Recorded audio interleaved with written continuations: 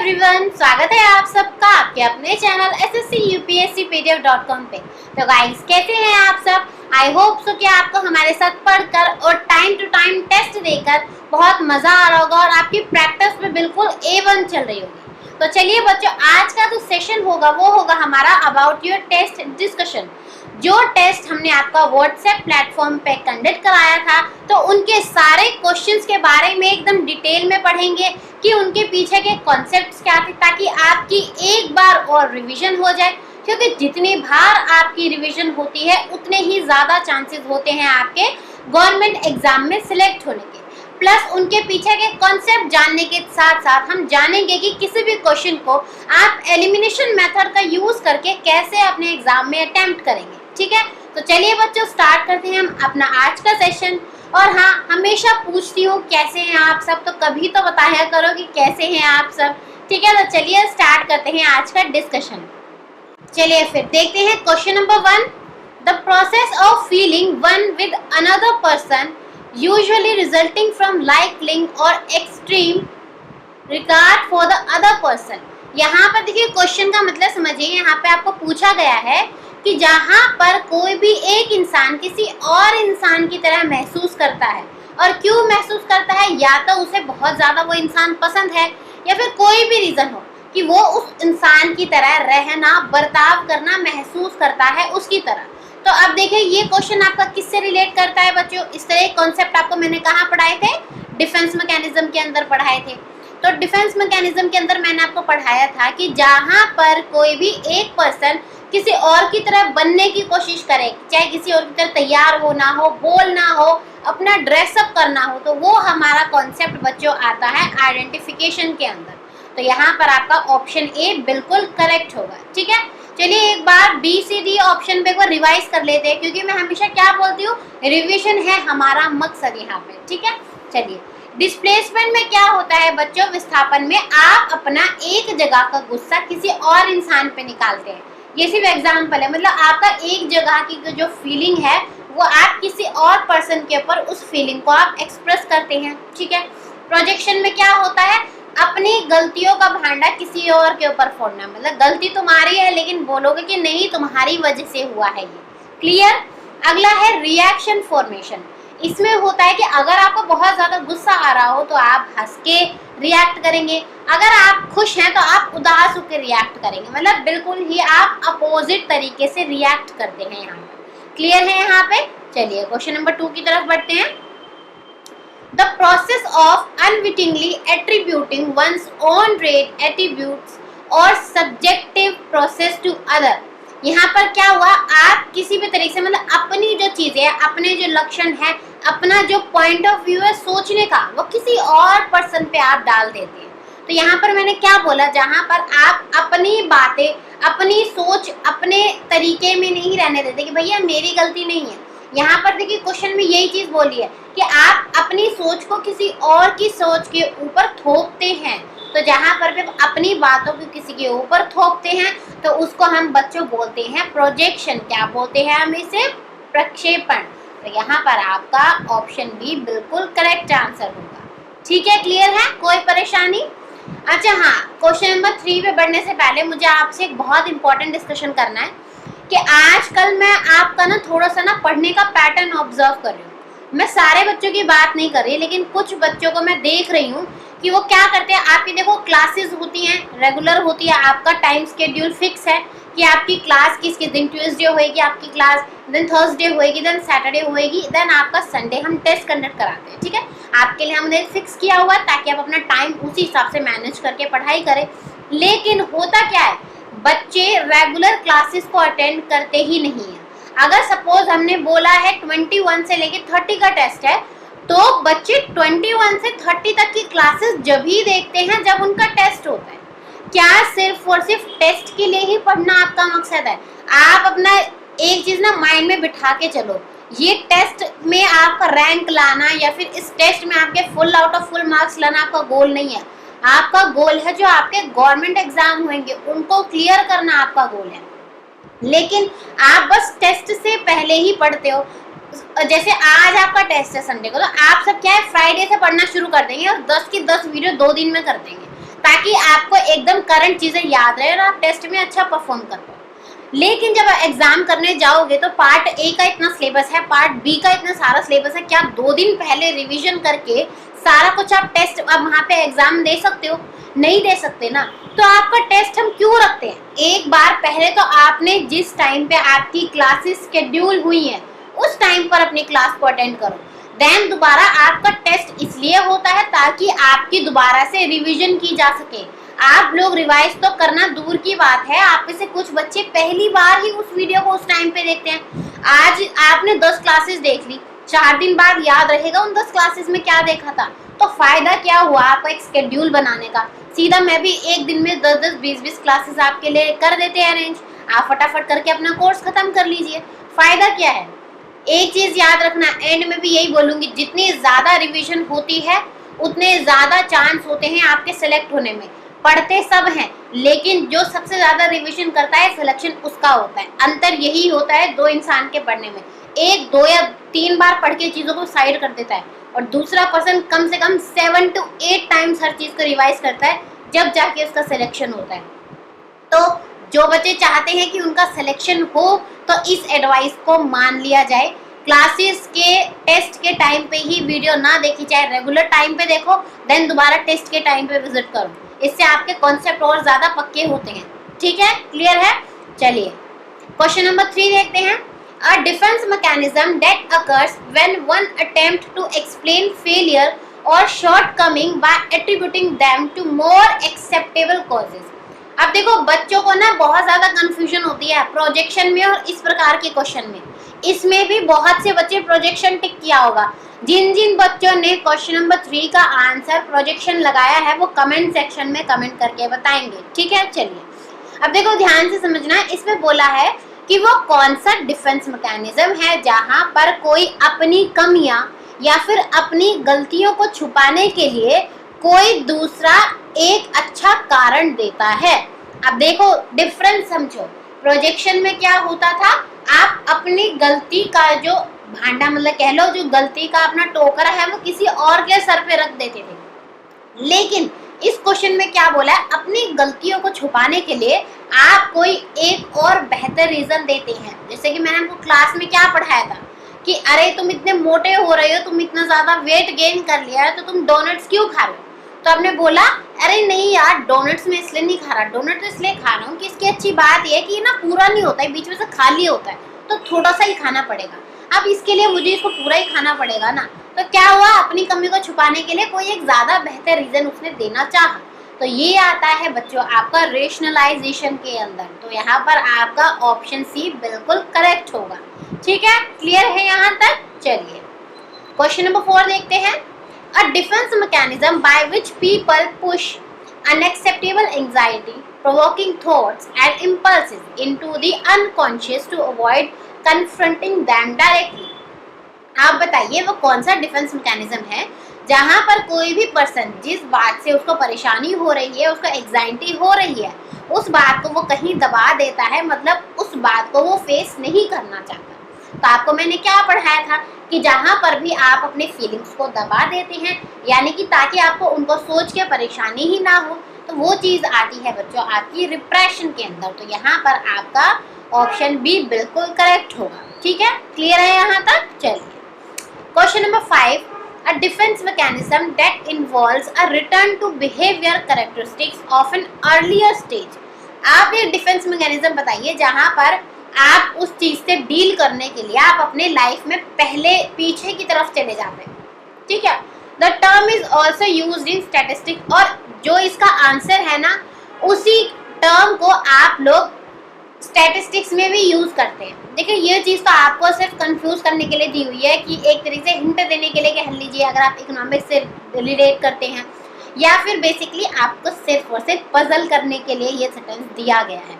आपका जो आंसर है वो पहले सेंटेंस से ही निकल जाएगा। यहाँ पर क्या हुआ, आप अपने किसी पुरानी स्टेज में चले गए, तो जहाँ पर भी आप डील करने के लिए अपनी पुरानी स्टेज में जाते हैं तो उसका आंसर हमेशा बच्चों होगा आपका रिग्रेशन। यहाँ पे मैंने आपको क्या बताया था कि हमेशा हम सोचते हैं अपने बचपन के बारे में, अरे यार बचपन ही अच्छा था, ना तो कोई टेंशन थी ना तो कोई परेशानी थी, एकदम मस्त जीते थे। तो वही यहाँ पर आपका कॉन्सेप्ट लग रहा है, तो ऑप्शन बी आपका बिल्कुल करेक्ट होगा। क्लियर है? चलिए नाउ क्वेश्चन नंबर 6, इनमें से कौन सा नॉन प्रोजेक्टिव मेथड है पर्सनालिटी को टेस्ट करने का? आपको हमने दो प्रकार के टेस्ट पढ़ाए थे, एक होते हैं आपके प्रोजेक्टिव और दूसरे होते हैं नॉन प्रोजेक्टिव। प्रोजेक्टिव में क्या होता था, जहां पर आप बेसिकली कुछ सिचुएशन देते थे और देखते थे कि वो पर्सन कैसे रिएक्ट करेगा, और नॉन प्रोजेक्टिव में ऐसी कुछ भी चीजें नहीं होती थी। तो आपको बताना है कौन सा इनमें से नॉन प्रोजेक्टिव के अंडर आता है। देखिए, Rorschach ink blot test, children apperception test and word association test, ये तो सारे के सारे आपके प्रोजेक्टिव से रिलेट करते हैं। ठीक है, क्लियर है? ये सब आपको पढ़ाया गया है। तो यहाँ पर जो ऑप्शन बचा आपका रेटिंग स्केल, तो आपका रेटिंग स्केल है आपका यहाँ पर आंसर, तो ऑप्शन डी यहाँ पर बिल्कुल करेक्ट होगा। क्लियर है यहाँ तक? चलिए क्वेश्चन नंबर 7, आपको बताना है कि थीमेटिक अप्रिसेप्शन टेस्ट किसके द्वारा बनाया गया था। इसमें कुछ समझाने की चीज नहीं है, सिंपल आपको आंसर टिक करना है। मैक्सिमम 1 to 2 सेकंड का ये क्वेश्चन है। ठीक है, तो यहाँ पर आपका आंसर होगा option B, Morgan and Murray. Clear है? चलिए now question number 8, which of the following are true of short term memory. Short term memory के हिसाब से कौन सी चीज सही है? तब आप दोबारा से रिवाइज करिए। मेमोरी कितने प्रकार की पढ़ाई थी आपको पढ़ाई थी दो प्रकार की, एक को हम बोलते हैं शॉर्ट टर्म मेमोरी और एक को हम बोलते हैं लॉन्ग टर्म मेमोरी। तो लॉन्ग टर्म मेमोरी में आपके माइंड में ज़्यादा देर तक चीज़ें रह सकती थी, और शॉर्ट टर्म मेमोरी में थोड़े कम टाइम तक आपके दिमाग में चीज़ें रहती हैं, जैसे कि 4 to 5 सेकेंड, इससे ज़्यादा नहीं। तो आपको बताना है कौन सा इनमें से शॉर्ट टर्म मेमोरी के हिसाब से बिल्कुल सही बात है। पहला कि इसमें लिमिटेड कैपेसिटी होती है। यस, लिमिटेड तो है, 4-5 सेकंड से ज़्यादा आप चीज़ों को याद नहीं रख सकते हैं। देन इसमें आपका ब्रीफ शॉर्टेज होता है इन्फॉर्मेशन का। देखिए, ब्रीफ शॉर्टेज क्या होगा, सिंपली ना आपको यहाँ पे बहुत ज़्यादा इन्फॉर्मेशन आप माइंड के अंदर स्टोर नहीं कर सकते। आप कैसे कर सकते हैं, जैसे आपके मोबाइल पे कोई OTP आया, आपने उसको 3-4 बार रीड किया, तो आपको मेरे 4 to 5 सेकेंड्स वो OTP याद रह जाएगा। तो ये आपका एक एग्जाम्पल हो गया शॉर्ट टर्म मेमोरी का। तो ये तो नहीं होगा कि ब्रीफ शॉर्टेज होती है मेमोरी की। देन ऑप्शन सी है कि अनलिमिटेड कैपेसिटी है। भैया अनलिमिटेड नहीं होती। OTP क्या आपका अनलिमिटेड है? नहीं है। देन क्या आपका जो ड्यूरेशन है वो 20 सेकंड से कम होता है। कई बच्चे क्या है इसको लगा देंगे, हाँ 20 सेकंड से तो कम होता है, लेकिन 20 सेकंड तो बहुत ज़्यादा हो गया। इससे भी बेटर ऑप्शन एक हमारे पास है, मेरा टाइम होता है 4 to 5 सेकंड्स का। अगर हमारे पास ऑप्शन ए नहीं होता तो हम ऑप्शन डी को टिक कर देते, लेकिन हमारे पास ऑलरेडी इससे ज़्यादा बेस्ट आंसर है कि इसमें लिमिटेड कैपेसिटी होती है कि आप इससे ज़्यादा इसके अंदर स्टोर नहीं कर सकते हैं। तो आपका ऑप्शन ए यहाँ पर बिल्कुल करेक्ट होगा। ठीक है, चलिए क्वेश्चन नंबर 9, आप उस मेमोरी का नाम बताइए जहां पर आप कुछ पर्टिकुलर इवेंट्स यानी कुछ घटनाओं के बारे में याद रखें। तो देखिए, जहां पर भी आपकी घटनाएं इवेंट्स आएगी, मतलब कुछ भी आप इवेंट अपने अटेंड किया, आपको कोई भी अपनी लाइफ का कुछ चीज़ याद है कि ऐसे से हुआ था मेरे साथ, तो ये सारी चीज़ें बच्चों आपकी आती है एपिसोडिक मेमोरी में, यानी प्रसारण की मेमोरी में। अब यहाँ से क्या हुआ, देखिए एपिसोड होता है, नाटक वगैरह सीरियल्स तो देखते होंगे, एपिसोड होता है, पर्टिकुलर इवेंट दिखाया जाता है, या इस तरीके से आप बेसिकली इसको रिलेट कर सकते हैं। तो यहाँ पर जो आपका आंसर होगा वो होगा ऑप्शन सी। ठीक है, क्लियर है? चलिए question number 10, a network of associated facts and concepts that make our general knowledge of the world is referred to as. आपको बताना है वो कौन सी मेमोरी है जहाँ पर फैक्ट्स और कॉन्सेप्ट का इस्तेमाल होता है। देखिए, अब यहाँ पर ज़्यादा कंफ्यूज होने की ज़रूरत नहीं है। जहाँ पर भी आपको दिखे फैक्ट और कॉन्सेप्ट और बात हो रही है आपकी मेमोरी की, तो वहाँ पर आपका हमेशा आंसर होता है सिमेंटिक मेमोरी। क्योंकि मैंने आपको क्या पढ़ाया था, सिमेंटिक मेमोरी के अंदर आप बेसिकली फैक्ट्स को याद रखते हैं। तो ऑप्शन डी यहाँ पर आपका बिल्कुल करेक्ट होगा। क्लियर है? चलिए question number 11, pre reading task are meant for. जब आप पढ़ने से पहले कुछ रीडिंग करवाते हैं बच्चों को, मतलब पढ़ने से पहले कोई भी जब टास्क कराते हैं, उनका मतलब क्या होता है, क्या महत्व है उन टास्क का। ठीक है, चलिए ऑप्शन ए, क्या आप देखें कि बच्चों की रीडिंग स्किल कितनी अच्छी है। अब देखिए, आपने पढ़ाने से पहले ही इवैल्यूएशन तो हो नहीं सकता, ये तो पॉसिबल ही नहीं है। तो यहाँ पर इवेल्युएशन की वजह से ही हमारा ये आंसर गलत हो जाएगा। देन ऑप्शन बी, ये ताकि आप बच्चों को डिफिकल्ट वर्ड और फ्रेजेस का मतलब बता सकें। अब जब आप अपने पढ़ाना स्टार्ट ही नहीं किया, आपका ये प्री टास्क चल रहा है, तो यहाँ पर क्या आप बच्चों को चीज़ें समझाना शुरू कर दोगे? नहीं। तो ये ऑप्शन भी आपका गलत हो गया। देन ऑप्शन सी, आप ये इसलिए करते हैं ताकि आप थोड़ा सा ब्रीफ इंट्रोडक्शन दे दीजिए बच्चों को टॉपिक के बारे में कि आज हम क्या पढ़ने वाले हैं, ताकि बच्चों को इससे मोटिवेशन मिले। यस, ये आपका आंसर होगा यहाँ पे। अब ये क्यों होगा? जब भी मैं आपको कोई कॉन्सेप्ट पढ़ाती हूँ तो थोड़ा सा मैं उसके पहले आपको ब्रीफ इंट्रोडक्शन देती हूँ, ताकि आपको आइडिया हो जाए कि आज हम अपनी क्लास में क्या चीज़ें पढ़ने वाले हैं, आपको आइडिया लग जाता है। तो मैं भी इस चीज़ को अपनी टीचिंग में यूज़ करती हूँ। ठीक है, तो चलिए यहाँ पर आपका ऑप्शन सी बिल्कुल करेक्ट होगा। ठीक है, चलिए तो question number 12, when a teacher ask her student to write a letter after having a group discussion, she is.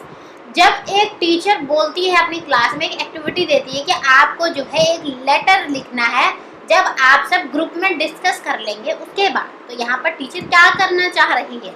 यानी कि जैसे मैं बोलूँ हमारे क्लास में है अरविंद, तो अरविंद यहाँ पर क्या करना चाह रही है इस चीज़ से लेके? ऑप्शन ए कि टीचर चाहती है ताकि डायरेक्टली जो है बच्चों को लैंग्वेज सिखाई जा सके। ऑप्शन बी, अलग अलग बच्चों की स्किल्स को, लैंग्वेज की वो एक साथ इस्तेमाल करना चाहती है। ऑप्शन सी, वो कोई पुराना ट्रेडिशनल मेथड को यूज़ कर रही है। या फिर ऑप्शन डी, वो सिंपली बच्चों को कंफ्यूज करना चाहती है। अब क्लास में जाके अरविंद जी किसी बच्चे को कंफ्यूज तो करना चाहेंगे नहीं, और अरविंद जी एक बहुत अच्छे टीचर हैं तो वो ट्रेडिशनल मेथड का इस्तेमाल नहीं करेंगे। तो फिर ऑप्शन ए और बी में से क्या होगा? देखिए, जब कोई बच्चा ग्रुप डिस्कशन करेगा तो वहाँ पर वो एक दूसरे की बातों को सुनेगा, तो लिसनिंग स्किल्स होएगी। वो अपनी बातें किसी और पर्सन को बताएगा, तो वहाँ पर आपकी स्पीकिंग स्किल्स होएगी। ठीक है, फिर वो उन चीज़ों को लिखेगा, तो यहाँ पर उसकी राइटिंग स्किल्स होएगी। या फिर किसी ने कोई चीज़ें लिखी है तो वो उन चीज़ों को रीड भी करेगा, तो रीडिंग स्किल्स भी यहाँ पर हो जाएगी।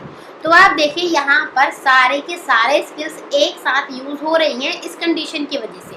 तो इसके हिसाब से आपका ऑप्शन भी यहाँ पर बिल्कुल करेक्ट होगा। तो आपका आंसर हो जाएगा विभिन्न भाषा कौशलों को एकत्रित करना। क्लियर है? चलिए क्वेश्चन नंबर 13 है, thought not only determine language but also proceeds. किसने बोला था बच्चों की थॉट्स हमेशा लैंग्वेज से पहले आते हैं?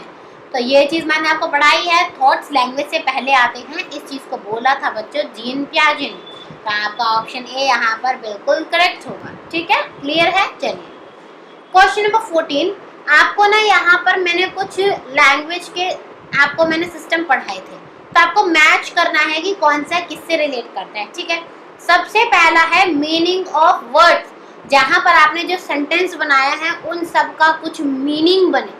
तो मैंने क्या बताया था आपको कि जहाँ पर भी चीज़ों का मीनिंग बनता है उसको हम बोलते हैं सिमेंटिक्स। जहाँ पर आपका प्रॉपर ग्रामर का यूज़ हुआ हो, सारे रूल्स का इस्तेमाल हुआ हो, अच्छे से ऑर्डर में चीज़ें लिखी हों, तो इनसे क्या है, ये हमारे मीनिंग मेकिंग सेंटेंसेस होते हैं। तो यहाँ पर आपका जो आंसर होगा वो होगा इसका ऑप्शन 3। ठीक है, अगला है rules that govern the order of words. इसमें क्या है, सिर्फ और सिर्फ वर्ड्स का ऑर्डर देखा जाता है कि सब्जेक्ट पहले था, फिर वर्ब आया, देन ऑब्जेक्ट आया। अब उसका मतलब बन रहा है या नहीं बन रहा है, हमें उससे कोई मतलब नहीं है। तो यहाँ पर ये चीज़ आती है आपके सिंटैक्स के अंदर। ठीक है, चलिए नेक्स्ट है आपका स्मॉलेस्ट यूनिट ऑफ साउंड, जहाँ पर आपकी सबसे छोटी यूनिट की बात हो रही है साउंड की।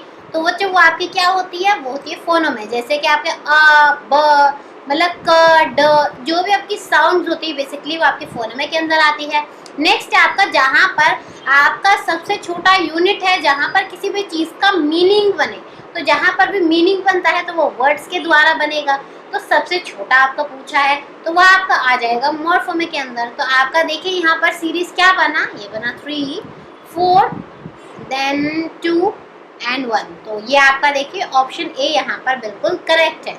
ठीक है, आगे बढ़े अब यहाँ से। चलिए क्वेश्चन नंबर 12, चॉम्स्की यानी कि नॉम चॉम्स्की ने लैंग्वेज डेवलपमेंट के बारे में क्या चीज नहीं बोली थी? ए कि यूनिवर्सल ग्रामर होती है, यस ये तो बोला था उन्होंने। देन ये जेनेटिकली हर एक पर्सन के अंदर होती है, ये भी इन्होंने बोला था कि हर एक पर्सन के अंदर ऑलरेडी लैंग्वेज एक्विजिशन डिवाइस होता है, यानी हमें उसे सिखाने की जरूरत नहीं होती, पहले से ही उसके नेचुरली अंदर ये चीज होती है कि वो भाषा को खुद से सीख सकता है। There is an innate modular language, इसका यही मतलब है। एंड डी है ऑप्शन डी की it is based on reinforced learning, यानी कि बच्चा लैंग्वेज जब सीखता है जब बार बार आप उसको कुछ ना कुछ रीइंफोर्समेंट दें। इसकी बात नॉम चॉम्स्की ने नहीं करी थी, तो आपको यही बताना था कि नॉम चॉम्स्की के हिसाब से क्या चीज़ गलत है। तो ऑप्शन डी यहाँ पर देखिए आपका बिल्कुल करेक्ट होगा। आगे बढ़े यहाँ से, चलिए क्वेश्चन नंबर 16, साइकोलॉजी को आप कैसे डिफाइन कर सकते हैं? पहला कि ये एनिमल के बारे में स्टडी है, क्या सिर्फ और सिर्फ एनिमल्स के बारे में स्टडी होती है साइकोलॉजी? नहीं। ऑप्शन बी कि आप कैसे किसी के भी बिहेवियर को कंट्रोल करेंगे? देखिए हम कंट्रोल करने के लिए साइकोलॉजी को नहीं पढ़ते हैं। ऑप्शन सी ये ह्यूमन और एनिमल के बिहेवियर के बारे में जांच करता है। और ऑप्शन डी कि एक साइंस है ह्यूमन बिहेवियर का। तो देखिए मैंने आपको दो चीज़ें पढ़ाई थी साइकोलॉजी में कि साइकोलॉजी एक साइंस भी होती है जिसमें माइंड, सोल, बॉडी के बारे में पढ़ा जाता है, और साइकोलॉजी ह्यूमन बिहेवियर के बारे में भी एक स्टडी है। तो यहाँ पर देखिए आपके दोनों चीज़ को मिक्स कर दिया गया है कि एक साइंस है ह्यूमन बिहेवियर का। तो यहाँ पर आपका ऑप्शन डी बिल्कुल करेक्ट होगा। ठीक है, चलिए क्वेश्चन नंबर 17 कि इन सब मेथड्स में से कौन सा एक मेथड आप साइकोलॉजी में यूज करते हैं किसी भी चीज के बारे में इंफॉर्मेशन को इकट्ठा करने के लिए? एक्सपेरिमेंटल मेथड, ऑब्जर्वेशन मेथड या फिर केस स्टडी। अब आप देखिए साइकोलॉजी में आप जितने भी मेथड्स का इस्तेमाल करते हैं हर किसी को आप नॉलेज को इकट्ठा करने के लिए ही इस्तेमाल करते हैं। तो यहाँ पर आपका आंसर होगा बच्चों ऑप्शन डी। अच्छा, जहाँ तक मुझे लगता है कि कुछ बच्चों ने इसका आंसर केस स्टडी लगाया होगा। अब कैसे लगा होगा? एक्सपेरिमेंट में तो हम एक्सपेरिमेंट करके देखते हैं, ऑब्जर्वेशन, एक सेकंड, केस स्टडी नहीं ऑब्जर्वेशन लगाया होगा कि केस स्टडी में तो ऑलरेडी हमारे पास चीज़ें होती है, लेकिन हाँ ऑब्जर्वेशन में तो हम देख देख के इकट्ठा करते हैं नॉलेज को। तो कमेंट सेक्शन में बताएंगे कि क्वेश्चन नंबर 17 का आंसर किस किस बच्चे ने बी ऑप्शन लगाया था। एंड गाइस बी ऑनेस्ट, यहाँ पर कोई आपका मतलब कहते हैं ना मूल्यांकन, आपका इवेल्यूशन नहीं हो रहा, बेसिकली बस यहाँ पर आपको एक्सेप्ट करना है कि हाँ मैम ये थोड़ा सा कॉन्सेप्ट में थोड़ा सा मिस्टेक हो गया, बी आंसर मैंने लगा दिया था। ठीक है, क्लियर है? वैसे इसका आंसर है बच्चों यहाँ पर ऑप्शन डी। चलिए क्वेश्चन नंबर 18, यहाँ पर बोला गया कि एक बच्चा है जिसने देखा कि कल मैंने रीटा को देखा कि वो अपनी छोटी बहन के साथ ना बहुत छोटी बात पे लड़ रही थी, जैसे अरे तूने मेरी चोटी बनाने की रबड़ क्यों ले ली, अब तूने क्यों ली, तू मेरे को वापस दे। मतलब थोड़ी सी ना जैसे बहसम बहसी होती है, लड़ाई हो जाती है भाई बहनों में, थोड़ी सी लड़ाई होगी बहुत छोटी सी बात में, जो कि बहुत कॉमन सा है फिलहाल तो यहाँ पर बताइए आप साइकोलॉजी की जितनी भी अप्रोचेस यानी साइकोलॉजी के जितने भी स्कूल्स आपने पढ़े हैं, आप इनमें से कौन से स्कूल का अप्रोच का इस्तेमाल करेंगे रीता के बिहेवियर को ठीक करने के लिए?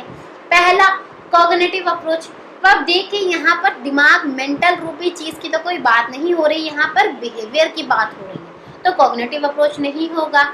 नेक्स्ट है साइकोडायनेमिक। अब देखिए साइकोडायनेमिक हो सकता है क्योंकि यहाँ पर हमने साइकोडायनेमिक में क्या पढ़ा था फ्रूएड में, कि फ्रूएड क्या करते थे बेसिकली चीज़ों की मतलब लोगों की जो बिहेवियर है, चाहे उनके कोई क्रिमिनल उनकी कोई सोच है या फिर वो कहीं डिप्रेस्ड है, उनके अंदर कोई भी कमियां हैं उनके बिहेवियर से रिलेटेड, जब भी हमें कोई चीज़ पढ़नी होती है तो हम हमेशा साइकोडायनेमिक अप्रोच का ही इस्तेमाल करते हैं। तो यहाँ पर बच्चों जो आपका सही आंसर होगा वो हो जाएगा आपका ऑप्शन बी। ठीक है, मनोगतिशील दृष्टिकोण। चलिए क्वेश्चन नंबर 19, एजुकेशनल साइकोलॉजी किसके इर्द गिर्द घूमती है? पहला इंडिविजुअल चिल्ड्रन के बारे में पढ़ने के लिए। ऑप्शन बी कि आप साइकोलॉजी में जितने भी प्रिंसिपल्स और टेक्निक्स का पढ़ते हैं उन सब चीज़ों को आप आगे जाके अपनी क्लासरूम में यूज़ कर सकें। अब आप देखिए हम क्यों साइकोलॉजी पढ़ते हैं, मैं आपको क्या बोलती हूँ, देखिए आप ये कॉन्सेप्ट पढ़ रहे हैं तो आगे जाके आपको इसका इस्तेमाल अपनी क्लास में करना है। सिर्फ और सिर्फ एग्जाम के पॉइंट ऑफ व्यू से नहीं कर रहे, आपको ये चीज़ें इसलिए पढ़ाई जाती हैं क्योंकि आप आगे जाकर टीचर बनेंगे, रियलिटी में बच्चों से डील करेंगे, तो आपको इन सब चीज़ों के बारे में पता होना चाहिए। ये चीज़ मैं आपको हमेशा बोलती हूँ। तो यहाँ पर देखिए इसके हिसाब से आपका ऑप्शन बी भी बिल्कुल करेक्ट होगा। तो क्वेश्चन नंबर 19 का आंसर आपका हो जाएगा बच्चों क्वेश्चन बी। चलिए question number 20, in a class naughty child disturb the student. एक क्लास में एक बहुत शरारती बच्चा है, बहुत ज़्यादा परेशान करता है। खैर एक बच्चा तो होता नहीं है, बहुत सारे बच्चे आपको देखने के लिए मिलेंगे। तो अब बताइए एज अ टीचर आप क्या करेंगे उस बच्चे के बारे में जानने के लिए कि आखिर ये इतनी शरारत करता क्यों है। आप सर्वे करेंगे, आप केस स्टडी करेंगे, आप एक्सपेरिमेंट करेंगे या फिर आप ऑब्जर्वेशन करेंगे। आप देखिए जब भी आप किसी बच्चे को जानने के बारे में स्टडी करते हैं तो मैंने आप रिलेट करिए जरा आपके पास्ट एक्सपीरियंस में चलते हैं।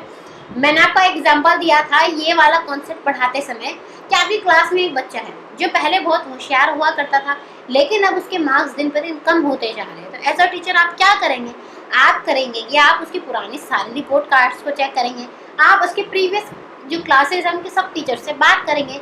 तो यहाँ पर आप कौन से मेथड का यूज़ करते थे बच्चों, यहाँ पर इस्तेमाल होता था केस स्टडी का।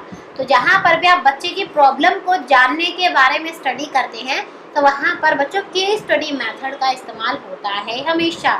क्लियर है? तो ऑप्शन बी यहाँ पर आपका बिल्कुल करेक्ट होगा। चलिए क्वेश्चन नंबर 21, बेहद ही आसान क्वेश्चन। स्ट्रक्चरलिज्म किसके द्वारा दिया गया था, तो इसमें तो कुछ समझाने का कुछ है ही नहीं।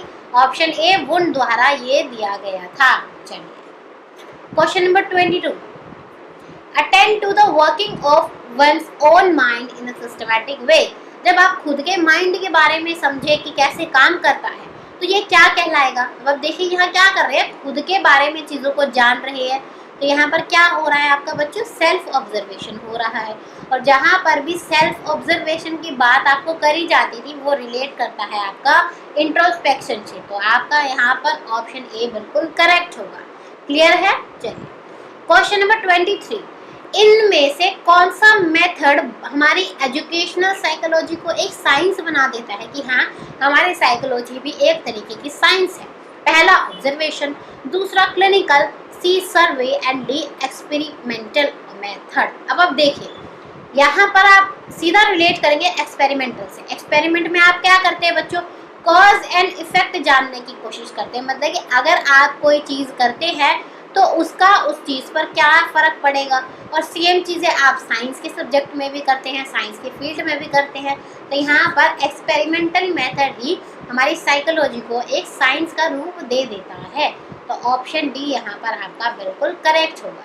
ठीक है? क्लियर है? चलिए क्वेश्चन नंबर 24, ट्रेनिंग और एक्सरसाइज किससे रिलेट करते हैं, कॉग्निटिविज्म से रिलेट करते हैं, आपके बिहेवियरिज्म से रिलेट करते हैं, कंस्ट्रक्टिविज्म से, या फिर किसी से भी नहीं। अब आप देखिए, आप ध्यान करिए कि आपको क्या क्या इनमें चीज़ें पढ़ाई गई थी।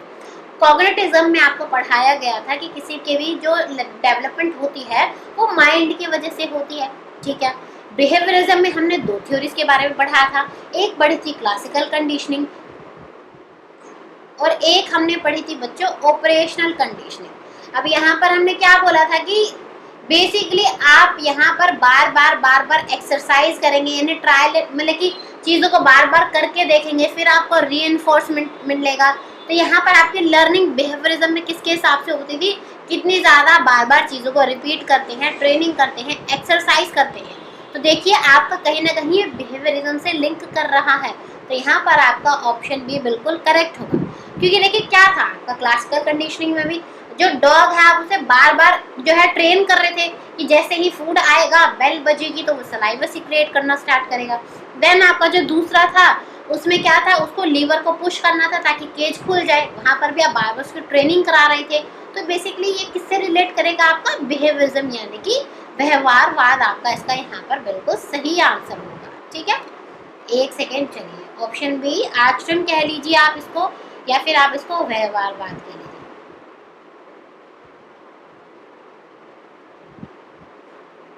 चलिए क्वेश्चन नंबर 25, इनमें से आप कौन से टूल का इस्तेमाल करेंगे जहां से आपको किसी के बारे में भी बिल्कुल ऑब्जेक्टिव रूप से जानने की भी कोशिश करेंगे। अब देखिए कुछ क्वेश्चन ना, जैसे मैथ्स होती है ना, कि आप प्रैक्टिस करते होंगे, एल्जेब्रा करते होंगे, ट्रिग्नोमेट्री, कुछ क्वेश्चन ऐसे होते हैं जिनको आपको सॉल्व करने की, पूरा समझने की जरूरत नहीं पड़ती, आपको बस उसमें से एक चीज कैच करनी होती है और आपका आंसर हो जाता है। लेकिन वो कैसे होते हैं, जितनी ज्यादा प्रिपरेशन करेंगे तब। अब आप देखिए, आपको पूरा क्वेश्चन समझने की जरूरत ही नहीं है। यहाँ पर क्या लिखा है, ऑब्जेक्टिव, और ऑब्जेक्टिव टाइप क्वेश्चंस आपसे कौन से टाइप के टेस्ट में पूछे जाते हैं, स्टैंडर्डाइज टेस्ट में पूछे जाते हैं। आपको पढ़ाया था ना मैंने कि जो आपके DSSB का जो एग्जाम होगा, जो आपका CTET का एग्जाम होता है, ये सारे आपके स्टैंडर्डाइज टेस्ट होते हैं, क्योंकि यहाँ पर आपको ऑब्जेक्टिव क्वेश्चंस आते हैं, 4 ऑप्शंस होते हैं और उनमें से कोई एक आपको मार्क करना होता है। तो ऑब्जेक्टिव रूप से आपको जांचना है तो आप वो स्टैंडर्डाइज टेस्ट के थ्रू ही जांचेंगे। तो ऑप्शन सी यहाँ पर आपका बिल्कुल सही आंसर है। चलिए नेक्स्ट क्वेश्चन है कि अगर आप चाहते हैं कि आप जो असेसमेंट कर रहे हैं वो बहुत ज़्यादा यूजफुल हो और इंटरेस्टिंग हो, तो आप क्या चीज़ का ध्यान रखेंगे। सबसे पहला कि आप अलग अलग तरीकों का इस्तेमाल करेंगे बच्चों के बारे में इंफॉर्मेशन को कलेक्ट करने के लिए, ताकि बच्चे की स्कोलास्टिक और पोस्ट स्कोलास्टिक दोनों तरीके की चीज़ें इंक्लूड हो जाए। सबसे पहले स्कोलास्टिक क्या है, जो आपकी एकेडमिक से रिलेट करती है, जो आपकी नॉर्मली पढ़ाई होती है सब्जेक्ट वाली वो, एंड को स्कोलास्टिक होती हैं जो आपकी एक्स्ट्रा एक्टिविटीज़ होती हैं वो।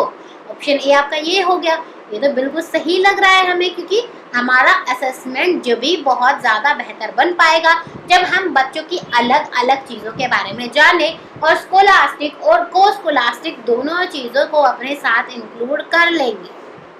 तो यहाँ पर आपका ऑप्शन ए बिल्कुल करेक्ट होगा। ठीक है, चलिए तो यहाँ पर ये आंसर आपका बिल्कुल करेक्ट है। अभी तक कोई परेशानी है, हमने बहुत सारे क्वेश्चन डिस्कस कर लिए हैं। अगर किसी को कोई डाउट है तो कमेंट सेक्शन में पूछेंगे और क्वेश्चन नंबर बताएंगे क्या डाउट है आपको। ठीक है, चलिए question number 27, school based assessment is primarily based on the principal that, जो आपके स्कूल में एग्जाम होते हैं बेसिकली, जैसे कि आपके एक तो बोर्ड एग्जाम हो गए या फिर आपके फर्दर कॉलेजेस के एग्जाम हो गए, वो क्या होते हैं आपके कहीं और जाके होते हैं। लेकिन जो आपके स्कूल के पेपर होते हैं, जैसे कि फर्स्ट टर्म एग्जाम हो गया, सेकंड टर्म एग्जाम हो गया, कोई यूनिट टेस्ट हो गया, ये सारे आपके स्कूल के अंडर होते हैं, तो इसे हम बोलते हैं स्कूल बेस्ड असेसमेंट। तो ये किसके ऊपर बेसिकली फॉलो करते हैं, मतलब प्रिंसिपल क्या है इनका। ऑप्शन ए कि जो टीचर है वो ज़्यादा अच्छे से जानती है अपने बच्चों के बारे में, बजाय कि जो बाहर का उन्हें टेस्ट करेगा। देखिए ये बिल्कुल सही होगा यहाँ पर, क्योंकि आप देखिए जो आप जिस टीचर से पढ़ रहे हैं, जैसे सपोज मैं हूँ तो मैं अपने बच्चों को ज़्यादा बेहतर जानती हूँ ना बजाय कि दूसरों के। लेकिन स्पेसिफिक एक पॉइंट ऐसा आता है जहाँ पर बच्चों को बाहर के द्वारा भी टेस्ट करा जाना चाहिए, लेकिन हमें स्कूल बेस्ड असेसमेंट की खास बात बतानी है। उसकी यही है कि एक टीचर ज़्यादा बेहतर तरीके से जानती है कि उसे अपने बच्चे के कौन से एरिया को टेस्ट करना है और कहाँ पर उसकी इम्प्रूवमेंट को लाना है। तो क्वेश्चन नंबर 27 का बच्चों आपका आंसर होगा यहाँ पर ऑप्शन ए। ठीक है, क्लियर है। चलिए क्वेश्चन नंबर 28, एक टीचर जो कि क्वेश्चन पेपर को प्रिपेयर कर रही है तो उस टाइम क्या चीज़ का ध्यान रखेगी।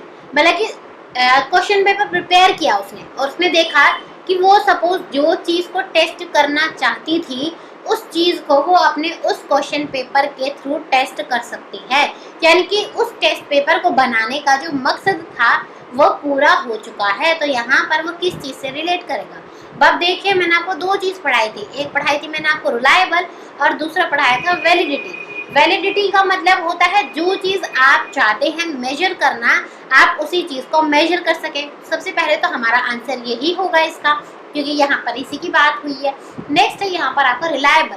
रिलायबल का मतलब होता है जैसे कि सपोज आज आपने बच्चों का ये टेस्ट लिया और आप जितनी भी बार बच्चों का टेस्ट लेंगे तो आपको बच्चों का सेम परफॉर्मेंस देखने के लिए मिलेगा। अगर आपको बार बार बच्चों का सेम परफॉर्मेंस देखने के लिए मिलता है, यानी कि जो आपका ये टेस्ट है वो रिलायबल है। लेकिन यहाँ पर आपका जो आंसर है वो होगा ऑप्शन डी, वैधता। क्लियर है। चलिए क्वेश्चन नंबर 29, एक टीचर डाइस का यूज करती है। डाइस देखा ना, लूडो खेलते होंगे, इसमें 6 फेसेस होते हैं आपके। एजिंग लिखा है describe, predict, explain, summarise, deconstruct and evaluate. तो जब टॉपिक कंप्लीट होता है तो टीचर क्या करती है, हर टॉपिक के बाद डाइस फेंकती है और अगर सपोज उसमें प्रेडिक्ट लिखा है तो वो टॉपिक से रिलेटेड उसे कुछ प्रेडिक्ट करने के लिए बोलती है। अगर उस पर एक्सप्लेन लिखा है तो टॉपिक से रिलेटेड उस बच्चे को कुछ एक्सप्लेन करने के लिए बोलती है। तो यहाँ पर टीचर क्या कर रही है, बट टीचर यहाँ पर फॉर्मेटिव असेसमेंट कर रही है, बच्चों के थॉट्स को प्रोवोक कर रही है, या फिर बच्चों के थॉट्स को और ज़्यादा डाइवर्सिफाई कर रही है, बच्चों को अलग अलग तरीके से सोचने के लिए वो अपॉर्चुनिटी दे रही है, या फिर एक स्टाइल में अपना लेसन ख़त्म कर रही है। तो देखिए यहाँ पर क्या हुआ, वो बच्चों को अलग अलग सिचुएशन दे रही है, डाइस के हिसाब से जो चीज़ आएगी आपको वो आंसर करना है। तो यहाँ पर क्या हो रहा है, बच्चों का जो थॉट प्रोसेस है वो डाइवर्सिफाई हो रहा है। तो ऑप्शन सी यहाँ पर आपका बिल्कुल करेक्ट होगा। क्लियर है? चलिए क्वेश्चन नंबर 30, ये तो मैंने आपको देखिए पढ़ाया था उसमें क्लास के टाइम पे भी। जब एक कुक अपना फूड टेस्ट करे खाना बनाते टाइम ही, तो वो क्या होगा? Assessment of learning, assessment for learning, assessment as learning, या फिर असेसमेंट एंड लर्निंग। तो देखिए यहाँ पर क्या हुआ, खाना बनाते टाइम ही उसने टेस्ट कर लिया। जैसे कि आपको टीचर पढ़ा रही है और पढ़ाते पढ़ाते ही आपका असेसमेंट करती है, तो वो चीज़ आती है आपकी असेसमेंट फॉर लर्निंग में। क्या आप असेसमेंट कर रहे हैं ताकि आपकी लर्निंग और बेहतर हो सके। अब अगर मान लीजिए खाने में थोड़ा नमक कम हो गया तो नमक डाल देगा और खाना और ज़्यादा बेहतर बन जाएगा। तो यहाँ पर इसी तरीके से बच्चों आपका ऑप्शन बी यहाँ पर बिल्कुल करेक्ट है। क्लियर है? चलिए question number 31, a teacher collects and read the work of the class, then plans and adjust the next lesson to meet student need। एक टीचर ने क्या करा, सपोज बेसिकली क्लास में पढ़ा लिया, फिर वो उन्होंने बच्चों से चीज़ें सुन ली, फिर उनमें जो भी कमियां आई उसके हिसाब से वो अपने नेक्स्ट लेसन को प्लान करती है। तो यहाँ पर क्या हो रहा है, अब आप देखिए यहाँ पर भी सेम असेसमेंट फॉर लर्निंग हो रहा है, क्योंकि मैंने आपको इसमें क्या पढ़ाया था कि जब भी असेसमेंट फॉर लर्निंग होती है तो यहाँ पर पहले टीचर जो है वो असेसमेंट करती है। एक सेकंड, पेन में थोड़ा सा प्रॉब्लम है यहाँ पर। पहले टीचर असेसमेंट करती है, देन फीडबैक लेती है कि कहाँ पर किस बच्चे को क्या कमी आई, और उस फीडबैक के हिसाब से टीचर अपना जो नेक्स्ट लेसन है उसको प्रिपेयर करती है। क्या करती है टीचर? अपने नेक्स्ट लेसन को प्रिपेयर करती है। तो असेसमेंट फॉर लर्निंग आपका यहाँ पर बिल्कुल करेक्ट होगा। तो ऑप्शन सी करेक्ट है। चलिए क्वेश्चन नंबर 32, जो टीचर स्कूल बेस्ड असेसमेंट के अंदर काम करती है उसके हिसाब से क्या यहाँ पर ऑप्शन करेक्ट होगा? पहला कि उनके ऊपर बहुत ज़्यादा बर्डन रहता है कि हर बार टेस्ट लो टेस्ट लो टेस्ट लो। ऑप्शन बी कि उनका मकसद होता है हर एक बच्चे को अलग अलग प्रोजेक्ट देना। ऑप्शन सी कि बच्चे को हर टाइम पे असेस करते रहना। एंड ऑप्शन डी कि उनको थोड़ा सा ना अपना हक लगता है एक एजुकेशन सिस्टम में। तो आप देखिए स्कूल बेस्ड असेसमेंट की ये खास बात होती है कि जहाँ पर भी टीचर को ना खुद का अपना रोल लगता है ना, तो थोड़ा सा उसको ना अपना फील होता है कि हाँ मैं भी कुछ हूँ, मतलब मेरी चीज़ों को यहाँ पर महत्व दिया जा रहा है। तो ऑप्शन डी यहाँ पर आपका बिल्कुल करेक्ट होगा। ठीक है, क्लियर है? चलिए क्वेश्चन नंबर 33 की तरफ बढ़ते हैं। Students in a class are asked to assemble various artifacts of their work in a notebook to demonstrate what they can do for the society। तो ये कौन से प्रकार की एक्टिविटी है? हर बच्चे को बोला कि आपने जितनी भी चीज़ें करी हैं आप उनको एक नोटबुक में जो है स्टोर करके रख लीजिए। तो यहाँ पर ये कौन सा असेसमेंट है? अब आपको देखिए मैंने पढ़ाया था कि जहाँ पर पूरे साल में बच्चा जितनी भी चीज़ें करता है उन सब चीज़ों को जब आप एक जगह पर कलेक्ट करके रखते हैं तो उसे हम बच्चे बोलते हैं पोर्टफोलियो बनाना। अब जैसे आपने सुना होगा कि मॉडल्स हैं अपने जो शूट कराती हैं, अपनी जो फोटोज़ हैं वो सब उनका पोर्टफोलियो बना के ले चलते हैं। या फिर आपके जो ड्राइंग टीचर्स होते हैं वो जब भी किसी नई जगह पर जाते हैं रिक्रूटमेंट में, मतलब कि इंटरव्यू देने के लिए, तो वो अपना पोर्टफोलियो साथ लेके जाते हैं जहाँ पर उन्होंने जितना भी काम किया है उसको उसमें वो स्टोर करके रखते हैं। तो यहाँ पर आपका ऑप्शन डी बिल्कुल करेक्ट होगा, पोर्टफोलियो असेसमेंट। क्लियर है? चलिए क्वेश्चन नंबर 34, लर्निंग में असेसमेंट क्यों ज़रूरी है? टेस्ट करने के लिए, मोटिवेट करने के लिए, अलग अलग सेग्रीगेट, यानी कि तुम फर्स्ट आए हो, तुम सेकंड आए हो, तुम इंटेलिजेंट बच्चे हो, तुम एवरेज बच्चे हो, इसके लिए, या फिर बेसिकली बच्चों को मार्क्स देने के लिए। और देखिए जब भी हम असेसमेंट करते हैं तो हमारा मोटिव होता है बच्चों को मोटिवेट करना कि देखिए आपके इस पार्ट में भी थोड़ी सी कमी रह गई है, आप और ज़्यादा मेहनत कीजिए तो आप और ज़्यादा बेहतर बन जाएंगे। तो तो यहाँ पर मोटिवेशन करना हमारा मेन मकसद होता है असेसमेंट को करने का। तो ऑप्शन बी यहाँ पर बिल्कुल करेक्ट है। चलिए क्वेश्चन नंबर 35 देखते हैं। कॉन्टिन्यूअस एंड कॉम्प्रिहेंसिव इवैल्यूएशन यानी कि CCE आपका क्यों ज़रूरी है? पहला, जो भी आपका CBSE है उसका थोड़ा सा लोड कम हो जाए। अरे भैया हर बार हम ही तुम्हारा एग्जाम लेते रहेंगे, हमारा थोड़ा सा लोड कम करो, 10th में बोर्ड मत कराओ, CCE रखो, आराम से तुम भी टेंशन फ्री, हम भी टेंशन फ्री। देखिए कभी भी लोड कम करने की बात तो होती ही नहीं है हमारे एजुकेशन सिस्टम के अंदर। ऑप्शन बी, बच्चों के जितने भी ज़्यादा गलतियाँ हो रही हैं उन पे ज़्यादा मतलब ध्यान दिया जाए, कि जो उनकी गलतियाँ कम कम होती हैं उन पे ध्यान दो, बजाय कि वो ज़्यादा बड़ी गलती कर दे। अब देखिए CCE का ना इससे कोई रिलेट नहीं कर रहा, हमारा कुछ फिट नहीं बैठ रहा है आंसर। नेक्स्ट है, ताकि आप यहाँ पर देखें कि बच्चा किस तरीके से सीखता है, फिर आप उसको रिकॉर्ड करिए कि क्या क्या बच्चे ने सीखा, फिर उसके अंदर जो भी कमियां आए आप उसको इम्प्रूव करिए। तो देखिए हमारा CCE का मकसद यही होता है, टाइम टू टाइम हम बच्चों का असेसमेंट करते हैं, फिर हम बताए हैं कि आपके अंदर क्या कमी आई है, फिर हम उन्हें फीडबैक देते हैं, फिर उसको इम्प्रूव करने के लिए हम काम करते हैं। तो ऑप्शन सी यहाँ पर आपका बिल्कुल करेक्ट होगा। ठीक है, चलिए किसी को कोई डाउट है तो पूछेंगे, ठीक है। चलिए क्वेश्चन नंबर 36। एक टीचर है जिसकी क्लास में बहुत सारे कल्चर से रिलेट करते हुए बच्चे पढ़ते हैं, तो वो असेसमेंट किस चीज़ को ध्यान में रखते हुए करेगी? पहला, कि उसका जो टेस्ट है वो रिलायबल भी हो और वैलिड भी हो। दूसरा, कि जो मिनिमम लेवल्स ऑफ लर्निंग बताए, मतलब सीखने के लिए क्या क्या चीज़ें ज़रूरी होती हैं उनको पूरा करें। तीसरा, कि स्टैंडर्ड तरीके से टेस्ट ले, या फिर सोशियो कल्चरल कंटेक्स्ट को बच्चों को ध्यान में रखें कि बच्चा अलग अलग सोसाइटी से आता है तो आपको उसी हिसाब से असेसमेंट करना है। ये नहीं कि आप बस एक ही कल्चर के हिसाब से असेसमेंट किए जा रहे हैं और बाकी सारे बच्चों को आप निगलेक्ट कर देते हैं। तो देखिए वैसे यहाँ पर आप ना सीधा कल्चरल एंड कल्चरल रिलेट कर लेंगे तो सीधा आपका ये आंसर यहाँ पर हो जाएगा। चलिए question number 37। Which of the following assessment practice will bring out the best in student? कौन सी असेसमेंट प्रैक्टिस के बाद किसी भी बच्चे के अंदर बहुत ज़्यादा बेहतर चीज़ निकल कर आएगी? पहला है, जहाँ पर बच्चा MCQ के द्वारा आंसर देगा तो सबसे बेहतर चीज़ निकल के आएगी।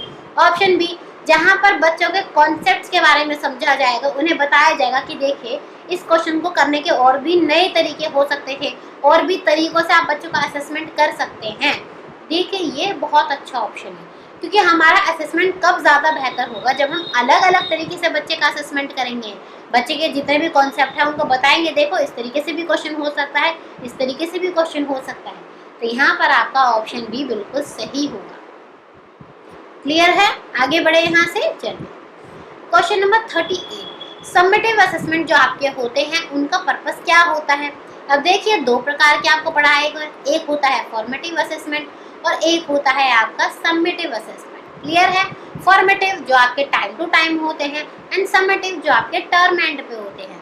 तो समेटिव असेसमेंट का क्या इसमें से एक पर्पस है? सबसे पहला, बच्चों को मोटिवेशन देना। दूसरा, बच्चों को बताना कि तुमने जितनी भी चीज़ें लर्न करी थी उनमें तुम कितने कामयाब हो चुके हो। ऑप्शन सी, कि स्कोप देना कि क्या चीज़ें आपको इम्प्रूव करनी है, कहाँ कहाँ आपको बच्चों को रेमेडियल टीचिंग करानी है। या फिर ऑप्शन डी, बच्चों को कंपेयर करना। अब आप देखिए कंपेयर करना समेटिव असेसमेंट का मकसद नहीं होता है। रेमेडियल टीचिंग आप करते हैं फॉर्मेटिव असेसमेंट में, समेटिव असेसमेंट से इसको रिलेट मत कर लेना, क्योंकि यहीं पर आप बताते हैं कहाँ पर गैप रह गया है, फिर इसके हिसाब से क्या आपको इम्प्रूवमेंट करनी है। नेक्स्ट है मोटिवेशन। मोटिवेशन भी बेसिकली आप फॉर्मेटिव असेसमेंट के थ्रू ही बच्चों को देते हैं। तो यहाँ पर आपका ऑप्शन भी बिल्कुल सही होगा, क्योंकि जितनी चीज़ें आपको याद करनी थी, जितनी चीज़ें आपको सीखनी थी, एंड में हम उनका जब टेस्ट करें कि आपने कितना उस चीज़ में अचीव कर लिया है, तो वो चीज़ हमेशा आपकी समेटिव असेसमेंट से रिलेट करती है। तो यहाँ पर आपका ऑप्शन सी बिल्कुल करेक्ट होगा। क्लियर है? Question number 39।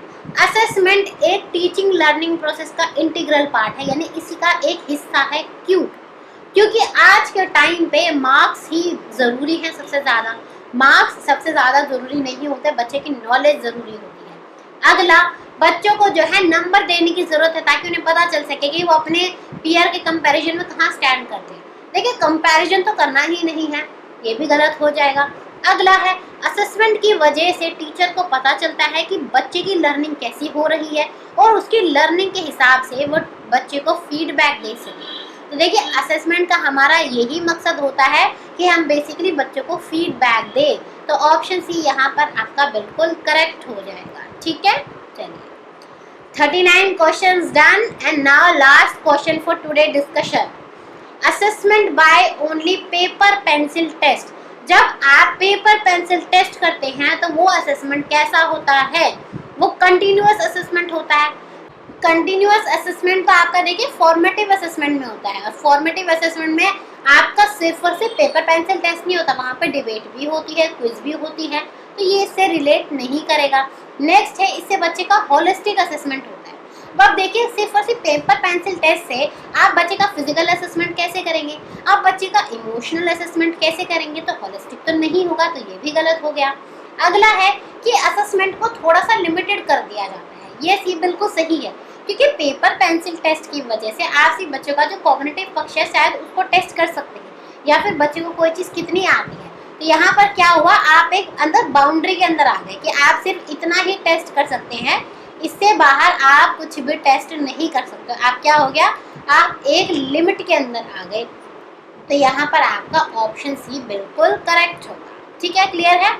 चलिए, तो हमने यहाँ पर क्वेश्चन 1 से लेकर 40 तक बिल्कुल अपना डिटेल में डिस्कस कर लिया है।